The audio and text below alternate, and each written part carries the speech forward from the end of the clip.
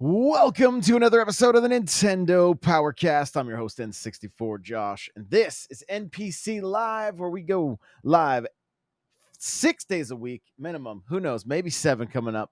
But right now, we're doing 6 days a week, 10 a.m. Pacific. Running a little bit late today because I had some meetings I had to take care of. But excited to chat with you. Skyrim has surpassed 60 million copies sold and is now the 7th best-selling game of all time. And so we're going to talk about the top 10 best-selling games and which ones you've played. So we got chat slowly rolling in here. While they are on their way, I want to let you guys know I've seen reviews of people asking me about getting into podcasting. There's been, I get DMs all the time from people wanting to get into podcasting. And so I have a lot of podcast resources. If you go to the links of any of my bios or in the description of this show, it says podcast resources. I have an ebook there. I do a weekly webinar. So if you want to learn how to podcast, you can sign up for the webinar. Those happen on Saturdays. And I also do one-on-one coaching. I do virtual studio. I've launched multiple podcasts for people and have more clients showing up on the regular. So if you want to get into podcasting, please, I've been doing this for 15 years. I love talking about it. I love helping out, and I'll leave it at that. But like I said, the link is in my bio if you want to sign up for the webinar or pick up the ebook. There's a lot of resources out there for you that can get you started. The best thing about podcasting right now, it's free. You can go to podcasts for Spotify, sign up, get your podcast out there. After you get 100 listeners on Spotify, you can start making money. So it's fantastic. It's honestly, podcasting's changed my life, opened up so many doors for me. So, but with that, we are going to jump into top 10 best-selling games of all time. And some of our, I want to know if you guys played them. I want to know about your memories with some of these games, and just how you feel about some of these games. Are you still playing some of these games? And I was kind of surprised by the list. I don't think I'd looked at the list in quite some time of what the top 10 best-selling games were of all time. And one of them in particular, it honestly surprised me, but I was really, really excited to see that it was there, because it's near and dear to me.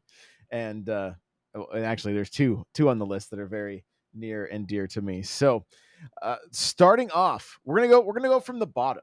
All right, we're gonna go from the bottom, and The Witcher 3 is number 10 for best-selling games of all time. Now, this isn't a game that I've spent a ton of time with. I haven't spent a ton of time with it. The little bit of time that I did spend with it, I really enjoyed. It was on Switch. I remember playing handheld, honestly. I was sitting in a parking lot. I just had some time to kill waiting for somebody. And I probably, I probably put like, I've put a few hours into this game. I think it's a fantastic title, honestly. Like, I really, really enjoyed the time I spent with it. If I had time just to kind of lose myself in a massive RPG like The Witcher, it's right up my alley. I'm a huge fan of Elder Scrolls. I loved Oblivion. I loved Skyrim, and uh, The Witcher was right up my alley. The TV show is a little bit weird. It comes off a little corny to me, but as far as The Witcher 3, I mean, it's kind of one of those titles on the Switch that was like, I can't believe this work that they got it there, but they did, which was cool. But I want to hear from you guys. How many of you have spent time playing The Witcher 3? Any fond memories with this game? Without getting into too many spoilers, any like favorite parts or aspects of the game that really drew you in and kept you coming back for more? I want to hear. Servant says, "Wow, I was not expecting to see The Witcher 3 on the list, but here it is. Here it is." And I mean, I remember I picked this game up on Xbox One. It has since been updated for like Series S and X, and that's got to be the best way to play this game, right? Like it was looking a little rough, on the Switch, but still very playable nonetheless. I don't have a ton of time with it. It's one that I hope to get to at some point. You know, they just showcased Cyberpunk on the Xbox showcase from yesterday, and it looks like they're taking that kind of stuff to the next level. So CD Projekt Red, they know what they're doing when they're doing it correctly, right? Cyberpunk was obviously that you could tell shareholders had their greedy little fingers in that one. But it is since looks like it looks like the new Cyberpunk is true to form with CD Projekt Red. So fingers crossed on that one that it'll be good. And it looks like guys, unfortunately, we're a little we've seen some more people show up. So I don't know if Becca's played any The Witcher 3. Let's see. Oh, okay. Rider for Life says if you have an Xbox Series X, it's super fun. What do you guys think of Witcher 3? If you're just tuning in here, I see Becca and Hoffman and Ryder. We got a handful of more people showing up right now. So if you spent some time with Witcher 3, let me know. I know it's a game that's loved. I know, I mean, the memes from The Witcher 3, fantastic, right? Like there was so many.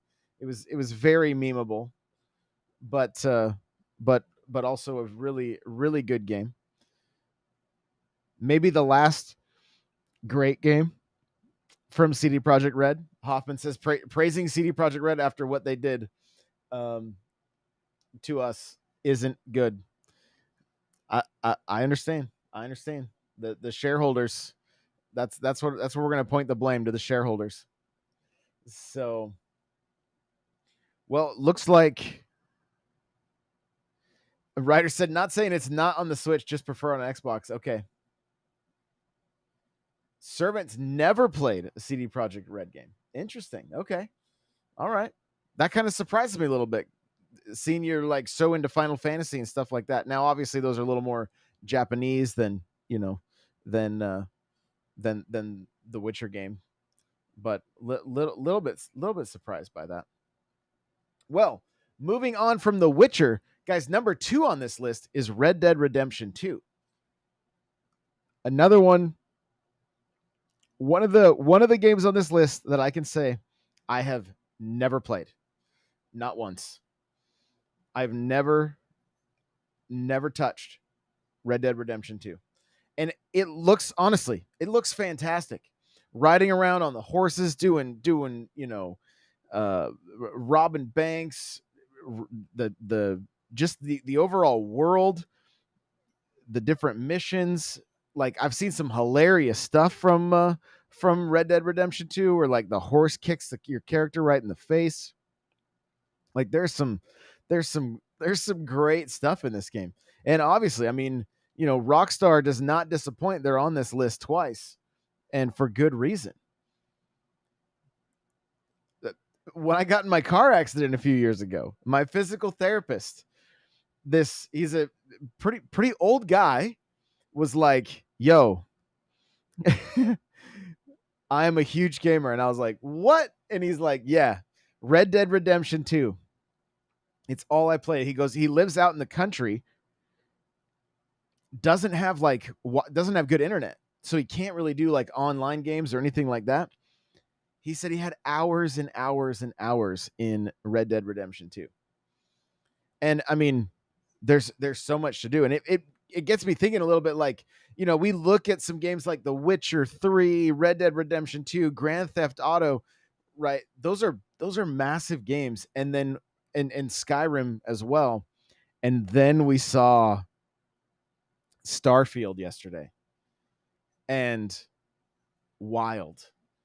Just crazy how big that game is. So Rider for Life said Red Dead Redemption 2 seemed boring, so I've never touched it. Interesting. I my thought when it comes to Rockstar is that anything they touch kind of turns to gold, right? They kind of got that, they got that Midas touch, it seems like. So I have no doubt that I would have a good time with Red Dead Redemption 2. My son was a huge fan of the first game, and he played on Xbox Live all the time. Like they would like he would bounce between Call of Duty and the first Red Dead, and it kind of surprised me honestly because it just didn't really seem like his type of game.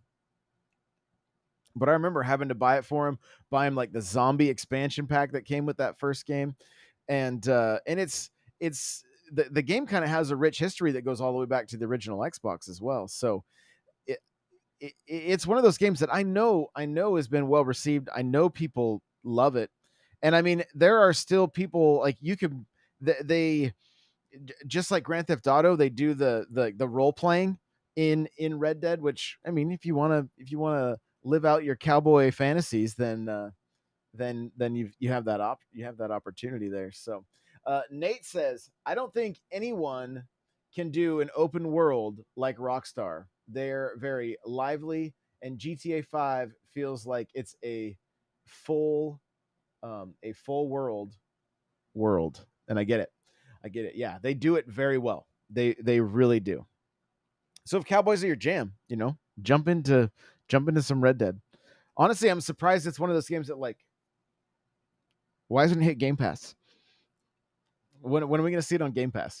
I'd love to jump in that way. But you could probably pick it up like you could probably pick up a used disc or something pretty relatively cheap at like GameStop or something like that. So well, next up on the list, guys, number 8 is Super Mario Brothers. And that's saying something, The, in the list here, there are only 2 like real retro games, and that's Super Mario Brothers, and the other being Tetris. And I know Super Mario Brothers has been sold so many different ways, but from the original NES to Mario All Stars. I don't know how they count all these, right? I'm not sure. I don't know how it gets counted. If All Stars gets counted or if it's its own game. We've already had that debate on here, and I know you guys think I cheated when it came to my Desert Island games. So, but I didn't. I promise, I didn't. I didn't. But Super Mario Brothers. I mean, for me, I remember Christmas morning opening the NES. It was the family gift. My sisters were like, "This was not a good family gift. I'm out." Like they weren't that into it. I couldn't believe it was one of those things I didn't even ask for, and then all of a sudden shows up, and I was like, I could not have been more excited. Bugging my dad, he's like, "We got to eat lunch first before you can play," and I'm like, "You are killing me! Like, food is not important right now. There is Mario in my living room, and I'm not playing it." And just the sound of the music, right? Listening to the music, still just hearing that music to this day just puts a smile on my face. The the way they handled the music and everything in the movie, I thought was just so great. And I mean, the amount of time I spent in this game, it's kind of crazy, you guys. I remember I didn't have a lot of games as a kid. So this game got played on repeat, right? And I got to be where I could play through it relatively fast. I was basically speed running back in the 80s. And I grew up on a dairy farm. Okay, I grew up on 40 acres. And so I spent a lot of time in the woods. I spent a lot of time, on the farm making hay forts, and we'd have different people come and work on the farm. And I remember one guy in particular was like, he told me, he goes, "I can beat the game in 5 minutes." And I was like, "Whoa, that's crazy." So that's when I started. That's what kind of got me speedrunning. And I can remember because I was only allowed 45 minutes a day, right? So I would go out, and in my front yard there was a massive walnut tree. And this tree just kind of grew out like it didn't it the way this tree grew, it was like a bunch of giant branches. There's like basically giant branches growing out of the trunk. And so it's so much fun to climb, or just like if I wanted to hang out in the shade and not be on the ground, I would just go and climb this tree and find a good spot to relax in. And I would just kind of chill in this walnut tree. And I remember strategizing about uh about how I was going to play Super Mario Brothers, how I could beat levels faster, and how I could beat this 5 minutes, which I think he was just exaggerating, right? But I mean, as a kid, I took it to heart, and I was like, um, "This is." Nate said, this is how Josh learned to cheat. No, no, no. So this was this was just me, like, because again, I could only play for 45 minutes. So hot summer days, some of them were spent just chilling out in the shade, thinking about how I was going to get better at Super Mario Brothers. I'm looking at my collection of things there, and I've got the Topps baseball cards, the Mario packs. And I remember opening those things up and seeing like cheaps and some of the levels from the game, and it was like, oh, this is so exciting, right? Like, so cheesy when you look back on it, but when it came to Mario in the 80s, like anything Mario was gold. So but how about you guys? Any special memories or anything when it comes to Super Mario Brothers? Let me know in the um let me know in the chat. Servant says nothing like a good farm story involving video games. The 80s, man. Yo, I mean, my uncles both worked on the farm, right? And I remember the my dad's youngest brother, my Uncle Ken, who's been on the show with me before, like we talked games all the time. I would go down. So we had I'll give you guys a quick little peek into my past, okay? So we had what was called the scraper tractor. All right. And that scraped the alleys of the barn clean. And it was just a super old tractor with essentially this, like, this, I don't know how to word it other than a scraper on the back. And you would raise it back up down the alley, lower it, and then scrape everything to the pit. Well, as a kid, I would jump up on the tractor while they were scraping, and I would just sit on the hood and look at my uncle or my dad or whoever was there and just drive him crazy. I was just a little kid, like probably 5, 6 years old. And I would grip, like there was just enough for my little fingers to kind of grip on the hood of the tractor. And I would sit there and talk to my uncle about, you know, Mario and Pac-Man and Space Invaders, and probably to the point that I would kind of drive him crazy, but he was always super cool with me. And then I remember talking to my other uncle about Excite Bike, because my other uncle loved dirt bikes. And I thought dirt bikes were amazing, but I couldn't ride. Like I didn't have one, so the closest I could get was Excite Bike. And he's like, I remember him telling me, like, get that out of here. Like, I don't even want to, like, I want to actually ride a bike. And I'm like, well, so do I, but this is all I got right now. So like, I'm trying to find common ground for us to talk about something here, like keep conversation. He's probably just like, kid, get out of here. Get out of here. Quit bugging me while I'm trying to work. But so let's see. Servant says, I still think it's the most important game in history. Super Mario Brothers is a perfect 10. Hey, I'm there with you. Definitely a 10 out of 10 game for me. I love the fact that you could play all the way through all 8 levels, all 8 worlds, and then start the game over, and it was on hard mode. It was very similar, and I don't think that gets talked about very much, but basically all of the Goombas got turned into the Beatles. And there was more gaps where you could fall and die. Like it was essentially 2 games in one. And I don't know that that might be kind of a fun challenge one day to go through, beat the game once, and then see if we can beat it on the harder difficulty. Because I'm not sure that I don't remember ever completing it that way.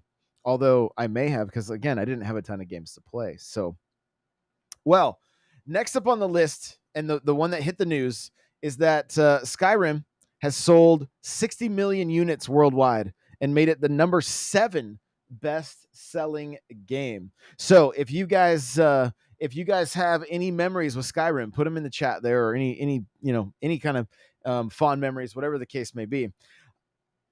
Skyrim for me, I remember getting it, firing up the 360, and just kind of like losing myself in this game. And I got up to level 56.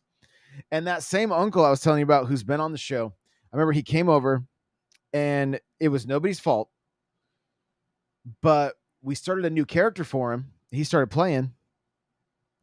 I hadn't done like a save, only my auto save, and I lost a bunch of progress. And it was one of those scenarios where I like had accomplished something kind of difficult and was like, I don't want to do this again. And I never picked Skyrim back up after that. So there were still, I mean, I played through the main story and did some of the main side quests, but I know there's still tons in Skyrim that I could do. And the next time I picked it up, I mean, of course I played a little bit on the Switch. You could run around as Link, which was fantastic. But then having it on Xbox One, or yes, Xbox One, and they allowed mods on console. And I remember like all of the dragons were Thomas the Tank Engine, and I was like, this is amazing. This is so good. Like just so incredible, and so goofy. But it was just to extend the life of that game, to allow that to be a thing. I thought it was great. And of course the game looked, much better on Xbox One, and so still a game that I would like one day would like to go back and try to get a little more out of it. And I mean, it is the game that can literally be played anywhere. You can play it on your Alexa, stop listening. And you could play it on your refrigerator. You could probably play it on Apple Watch at this point. Like it's just one of those games that you can it's everywhere, right? It is everywhere. So Servant says, I've only played the first. I've only played one of those first 4 games. Oh, interesting. Okay. Let's see. Hoffman says, I have bought Skyrim like 5 times. I've never played it. And Nate says, I've never really played Skyrim either. Interesting. Yeah. I mean, especially being on Game Pass. But again, beware. Just like you saw with Starfield, Skyrim can suck you in, and it could be game over for a while. Like you kind of turn into a gremlin, you start, being fully fueled by Cheetos, and it can happen quick. So be careful. Talking with my little brother, not much of a gamer, right? He picks up the Switch. He puts 300, 400 hours into Breath of the Wild, and he's like, okay, I think I'm good. I said, you need to do Skyrim. He's like, I don't know. I'm afraid. And text him this weekend, because I couldn't remember if he got it or not. And so I was like, hey, bro, it's on sale right now, 50% off if you want to get it on Switch. And he texts me back. He's like, I'm going to read you guys his text, honestly, because it's so good. He says this. He says, I think I got like 350 hours on it at the moment. Probably break away sometime next week for Zelda, because he's going to pick up Tears of the Kingdom. Okay. And then he texts me the next morning, and he's like, I said, oh, awesome. Right. He goes, kinda ... I heard the soundtrack all night in my head last night, trying to sleep, even though the game was off. I couldn't mute it. Luckily, it was one of my favorite parts of the game. It's majestic. So, that's that's what happens. This is a non-gamer. Okay. My little bro, he is a musician. First and foremost, when I think about my brother, I think musician. He's a very talented musician that won't put any of his music out, which is so sad. He's, into fitness, into like eating pretty healthy. He's into his dogs, and now he's like full on gamer, and it just blows my mind that he's got more time in he's got more than double my time in Breath of the Wild, and probably more than double my time in Skyrim, which I think is amazing. So Hoffman said, it's fine, I'm already a Cheeto gremlin. Well, there you go. Becca says, I haven't played it myself. Skyrim is a good game. Probably spend a little bit of time watching, I'd guess. So next up on the list, guys, near and dear to my heart, even based on the tattoo on my arm, is Mario Kart 8. This game has been life-changing for me, honestly. Uh, so many, the community has grown so much because of the live streams on TikTok. And I'm uploading an episode today of how I'm going to start speed running Mario Kart. I sat down with Firestone and he gave me some great tips on how to, how to get better. And I've started spending, I'm going to try to spend at least a little bit of time daily working on my speed runs. And Servant said Mario Kart 8 should be higher. I mean, it's still going. It's still going. It ain't done yet. It ain't done yet. So we'll see. What do you guys give me your predictions, you guys? Do you think we see does Mario Kart 8 hit because remember it's a combination of Mario Kart 8 on the Wii and Mario Kart 8 Deluxe. So it's currently sitting at I want to say like 66 million, right around there. Do we think Mario Kart 8 could hit 80 million? That's a massive number. But what do you think? Let me know in the chat if you guys think it can happen. But Mario Kart 8 is like it's one of those games that like when it came out on the Wii U, it was something special. It really was. It was like, to me, it's the best Mario Kart, right? The other ones are great, don't get me wrong. We've gone over my tier list numerous times. But Mario Kart 8, just something that is so special. Real quick, Chrissy says, especially with the last leg of new courses as they come out, that it could hit 80. Nate says, I don't think so. Okay, about it hitting 80. I mean, it's a big number. It's a big number. They would have to. I think Nintendo could do it if they said, "Yo, this game is $40." Okay. Servant says, I think it's the best Mario Kart game, definitely, but the nostalgia has me loving Double Dash more. Nothing wrong with that. Nothing wrong with that at all. So, but no, when actually, and I'm going to tell you guys a funny story with Mario Kart 8, and it has to do with Call of Duty. Just hang with me for a second here. So, Mario Kart 8 comes out the same time that Call of Duty Ghosts comes out, right? And I buy 2 copies of Ghosts for each of my boys. And it's Call of Duty. It's a new Call of Duty. They're loving it. They're loving it, right? Well, after like a day, maybe the second day, I can't remember exactly. It might have been the first night. I don't know. I don't see my younger son playing Call of Duty, or I mean, he's got his Xbox in his room. He could be playing, whenever he wants, basically. And he's not playing. He's hanging out upstairs playing Mario Kart on the Wii U, and I'm like, okay, first day, like it's a new Mario Kart. I get it. I mean, go ahead, like, have fun with it. The second day, he's playing again, and I'm like, okay, something is fishy here. And quick side note, I pre-ordered Mario Kart 8 on the Wii U from Best Buy, and they did some like there was some kind of like pre-order bonus. I never did actually figure out what it was. And then when I came to get my game, they gave me a digital code, and I was like, I pre-ordered the physical, like, and they were like, oh, sorry about that. Let me keep the code, and then handed me the physical game also, which I thought was crazy at that time. They basically gave me 2 copies of the game, which was, I mean, it was fantastic for me, but like it was on them. I pre-ordered the physical, and I think the person behind the counter entered the wrong SKU. So back to my son. He's playing Mario Kart 8 when he's supposed to be playing Call of Duty.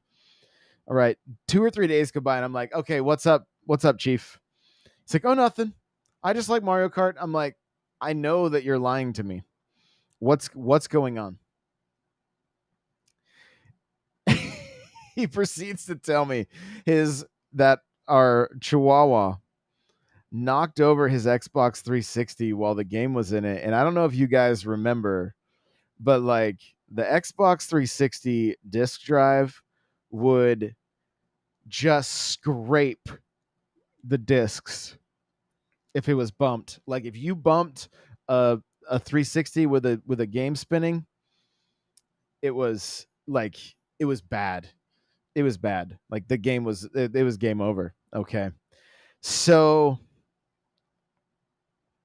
he's like he's super bummed out, right? I'm trying to stay calm because I'm just like, yo, this is like how did this happen? And he's telling me he's like, I he's on YouTube. He's like, I tried the toothpaste trick. I tried all this stuff. His game wouldn't run.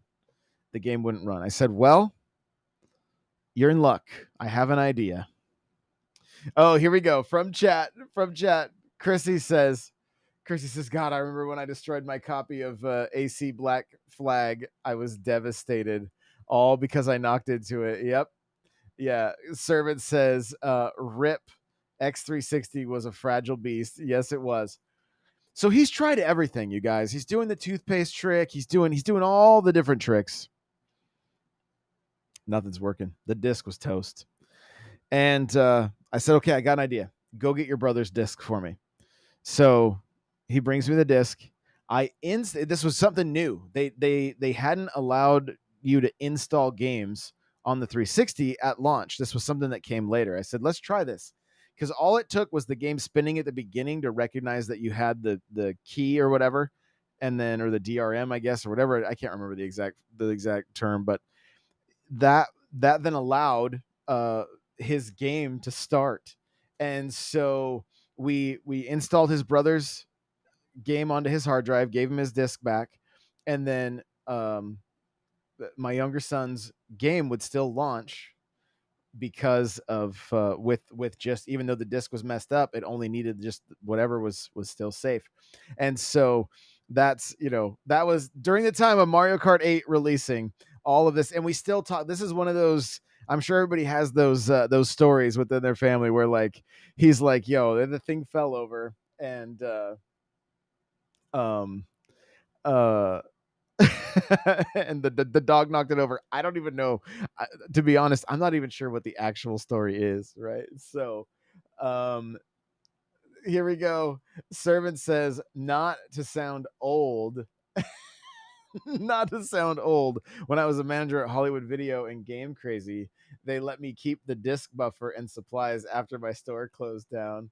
um Writer for Life says, you guys didn't have the disc repair kit.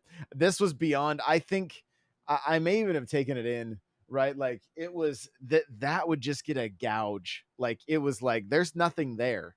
There's nothing to repair. Like you'd have to somehow put that put that data back into the disc. Like it wasn't just surface scratches. It was game over. Uh so anyway, but that again, during the time of Mario Kart 8, I remember the big yeah, Chrissy said nothing worse than the red ring of death on 360. No question there. Um the big disappointment with Mario Kart 8 when it launched on the Wii was the battle mode. They literally just took sections of track and just said, here's your, fight it out here. And it was like, this isn't fun. This feels tacked on. So and one of the coolest things, guys, and you're gonna see some videos coming out for me very soon, going back and looking at the just the release of Mario Kart 8 and the way they marketed and everything.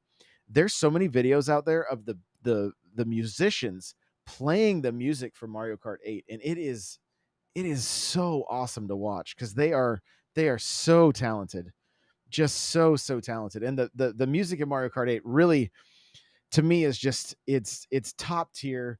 The way they can take some of those old chip tunes and then turn them into just something magical. I love the way they do that in Mario Kart 8. Makes it another reason it's one of my favorites. So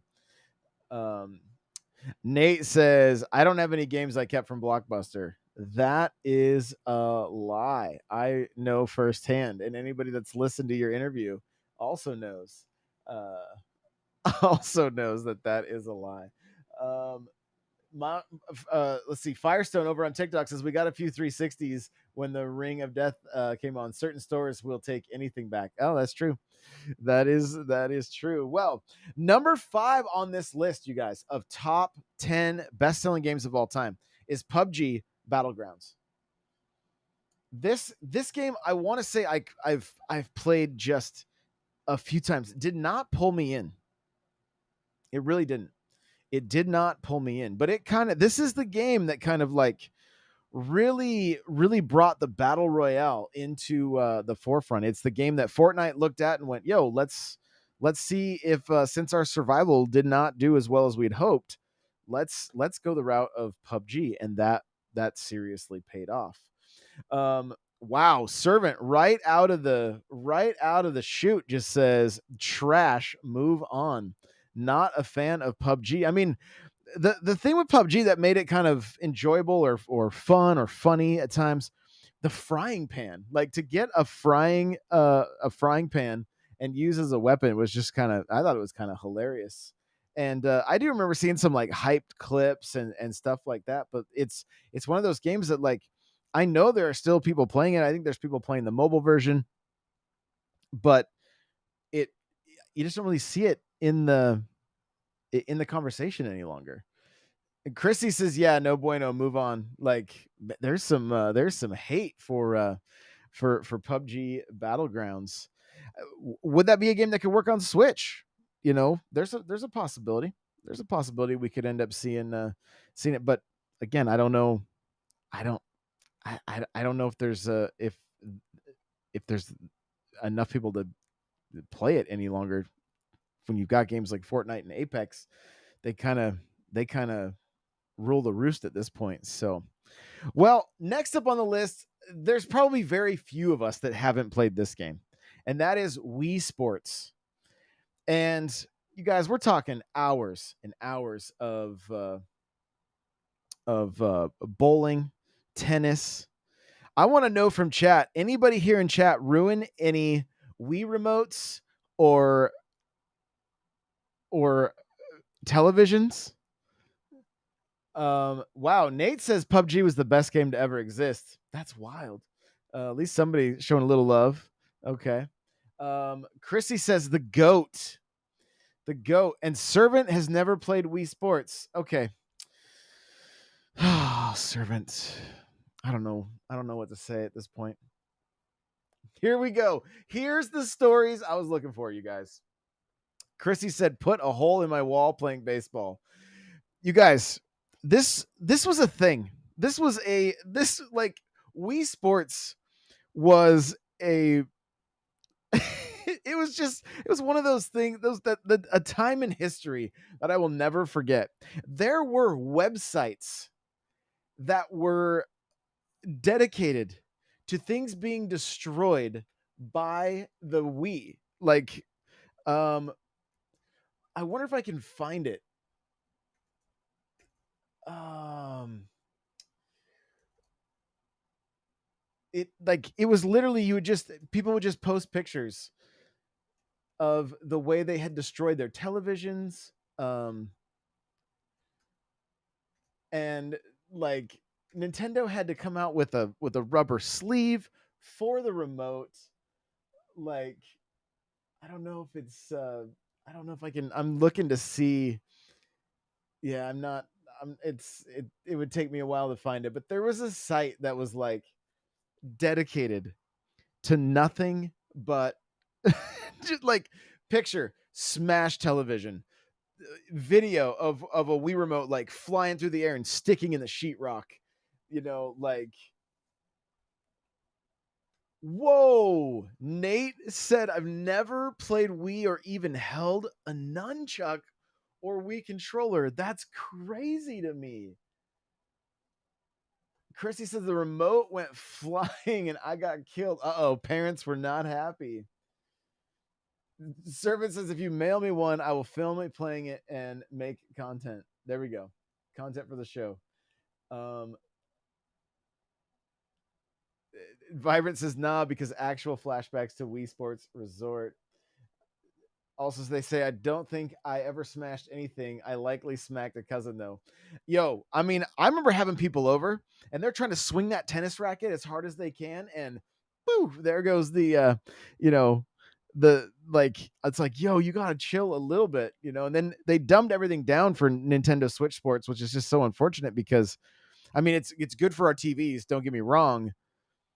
But the thing is too, back then, guys, there was, I mean, there was a company that was selling plexiglass to go over your television set so that you wouldn't have people ruin your, because like I remember like my first, uh what was plasma and LED. Like I remember my first like high definition television was like $1,300 for like a 42-inch, right? And they're dirt cheap now, but like there was there was a lot of TVs getting destroyed, and back then the tech for HD televisions was new and it was not cheap. So uh it it yeah, just such an interesting time in gaming history, like because the wrist straps, people were swinging so hard, Nintendo did not anticipate this, that they would snap and remotes would go flying.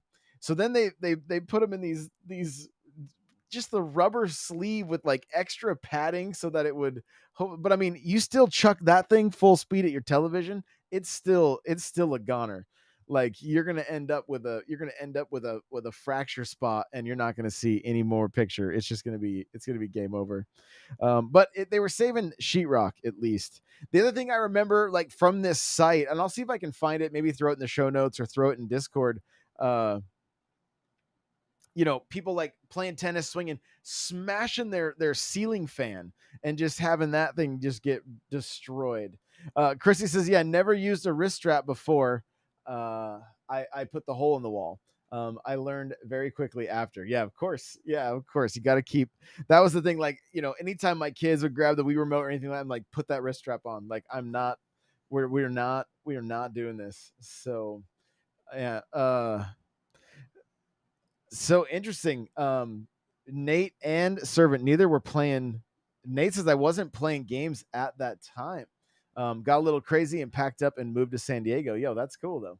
That's awesome. So Wii Sports, incredible title. Of course, went on to they did the sequel, Wii Sports Resort, which like Vibrant said, that was top tier. We played it on my on some of my chat control streams. We did Wii Sports Resort, and it was fun, and it gave me some ideas for the way they could improve Animal Crossing. So um that it's a great title. Of course, it was a pack-in title. Nobody was buying this game really outside of GameStop. And what's interesting, stores like GameStop and everything, some of these numbers could be significantly higher without the used game sale market. But here we are, because I guarantee more than 80 million people got their hands on Wii Sports. The number is probably significantly higher, maybe even double.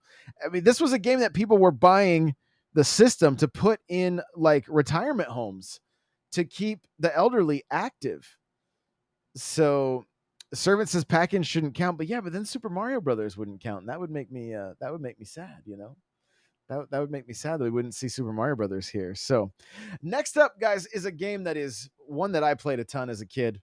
Uh, it it's still one that I'll pick up from time to time, and I think a lot of us do. And we can play it for free with Nintendo Switch Online with Tetris 99. The Tetris movie just came out, which I thought was a lot of fun. It's definitely got some Hollywood used some of its creative freedom, if you will, and but it's a fun movie. If you got Apple TV, check out the Tetris movie. But I mean, I talked about this recently about like Christmas night. My aunt and uncle brought their Game Boys over, and we linked them and played versus, and you got to see Mario and Luigi on Tetris, and it it's the fact that we have that original Tetris on the Switch to me is something special, because I didn't think it was possible. I thought the licensing would be such a nightmare, and that's really what the Tetris movie is all about, is the licensing for Tetris. And you get to see firsthand, again, it's Hollywood, but you can kind of get an idea of how cutthroat the gaming industry was when a game like Tetris showed up. studios were clamoring for the licensing, and it didn't just involve consoles, right? You had console license, you had arcade license, and then all of a sudden a brand new license came out of nowhere, and that was handheld license. At least according to that movie. Again, grain of salt, because I haven't looked into like the official like history if this is entirely accurate or not. But I'm sure to some extent some of this stuff is, right? And so Tetris was this game that was created like in Russia. I think it was one developer who worked at a software company, then made the game, and then they kind of had control and he kind of had control. And I mean, based on the movie, which I know is not quite this, there's no way, like the Nintendo executives are doing some crazy things to try to make this game a reality for the Game Boy. So uh it it's a classic game. I see some people over on TikTok. Welcome. Glad you guys are here. Thanks for hanging out. But how about you guys? And it's hard to say any fond memories of Tetris. I can remember my parents, um they played it on Game Boy and they were like, "Yo, this is cool." Right? The arcade cabinet was was so much different than the Game Boy game and even the NES game. But my parents would play this forever. Like forever. Um the it, I didn't like as a young kid. I'm like, there's got to be better games. Can we play Mario? Can we play Punch Out? Like, this is just like moving like moving pieces together. How is this fun? Of course, I enjoy it now, and it's a game I still play from time to time. The but I remember going to Pay and Save, you guys. Okay, this is in the mall. This is in the mall, which doesn't even exist anymore. In the buildings where that mall used to exist is now a Goodwill, a dollar store, and a Hobby Lobby.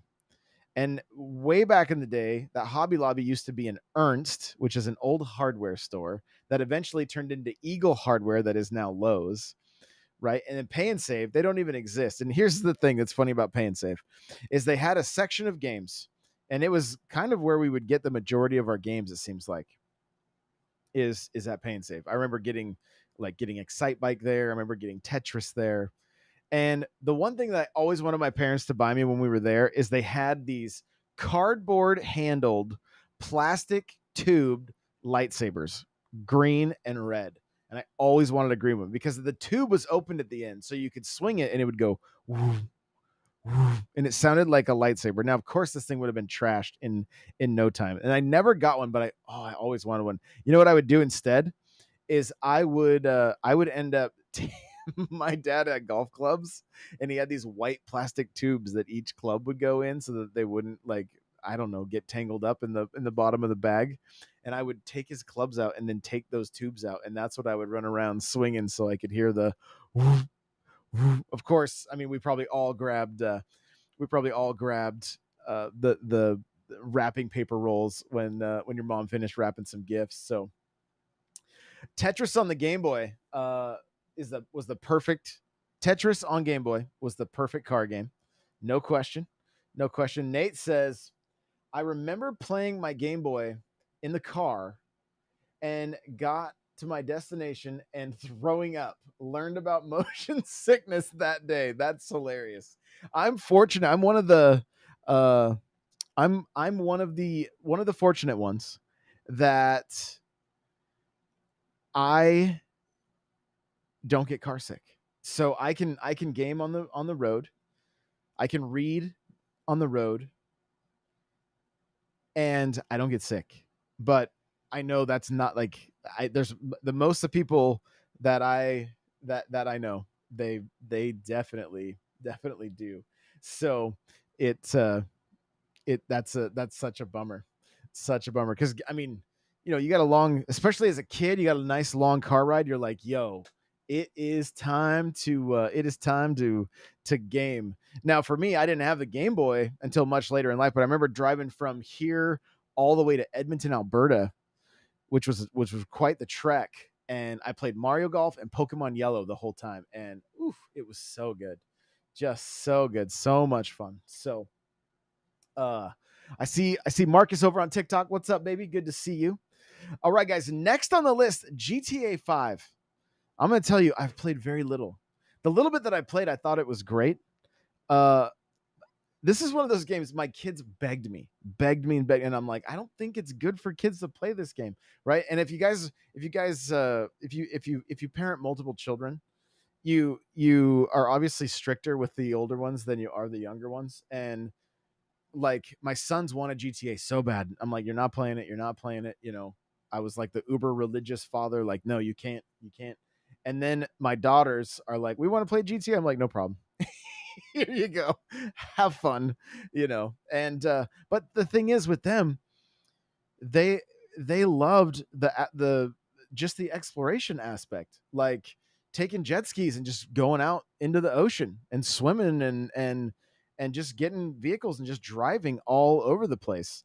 I remember asking my older daughter is like, I just want to be able to, I want a game where I can just drive all over the city and not have any objectives. And I'm like, well, I think you just have to do one objective here, and then you can have at it. And I have friends who, their whole, like, the majority of their content is based around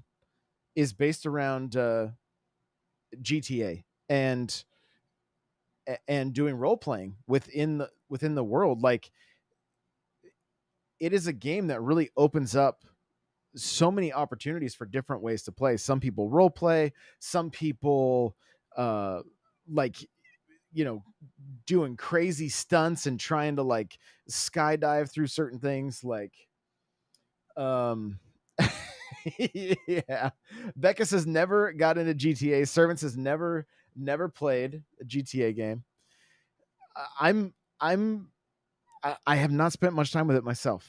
I haven't. I know I could probably lose myself. I remember when I bought GTA Vice City on PSP, and I was like, okay, I was getting ready to work a shutdown in the refinery.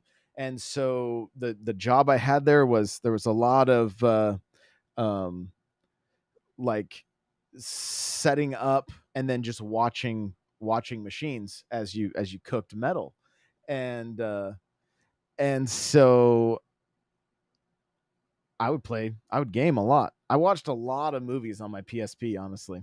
And I remember getting Vice City Stories, I think it was.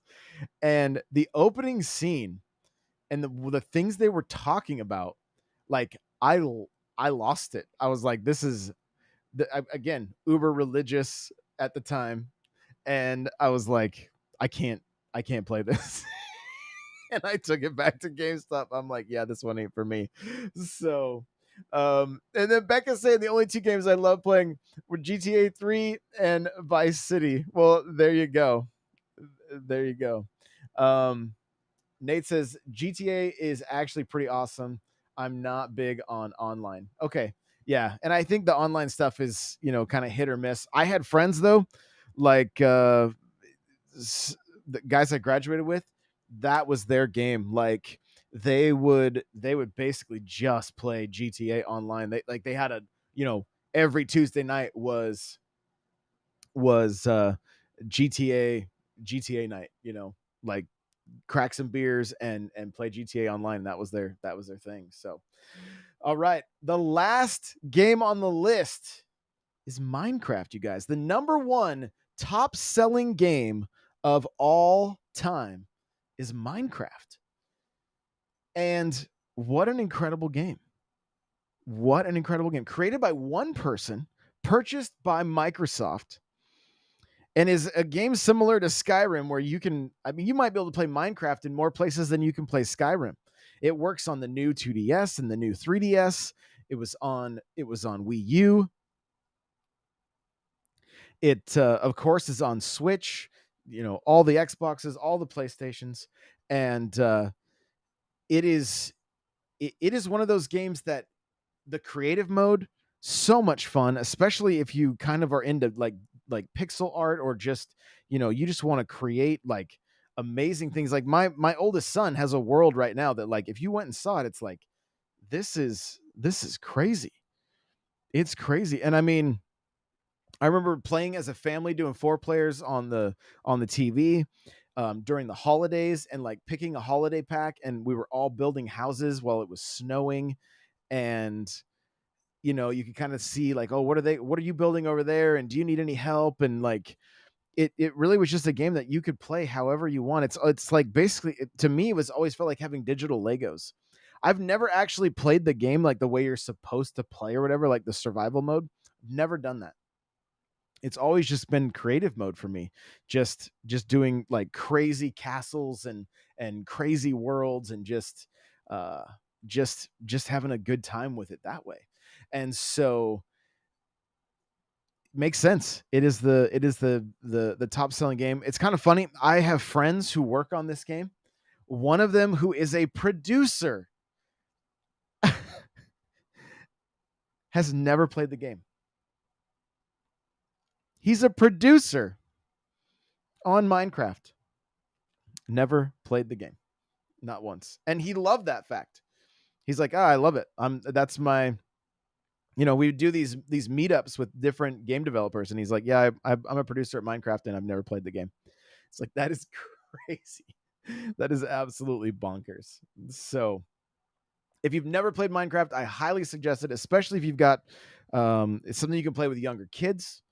That can be fun for them, just to kind of run around and watch the world be built. It's very relaxing, and quite a bit of fun. So it is a game I do recommend. And if you're a Nintendo fan, pick it up on the Switch and check out the Nintendo worlds that they've created. They're very impressive. You can go and see like Peach's castle and different Mario characters that are just built and just massive, in the game. And it's kind of funny. Like, my kids still have Minecraft stories where they're like, yo, I remember when, like, my daughters will talk about their brother coming and like blowing up their house, and then the game saved, and they lost everything, and they're still mad about it. Like, it cracks me up, the memories that are tied to these games for them. Hoffman says, do not play Minecraft. It is a trap. I'm pretty sure Hoffman streams Minecraft from time to time. So it can definitely suck you in, but it's fun. It's relaxing. It's like building digital Legos. Like I said, I've always enjoyed my time with Minecraft. So there you go, you guys. That is going to do it. I appreciate you all being here, hanging out. Remember, we do NPC Live daily, 10 a.m. Pacific, 1 p.m. Eastern.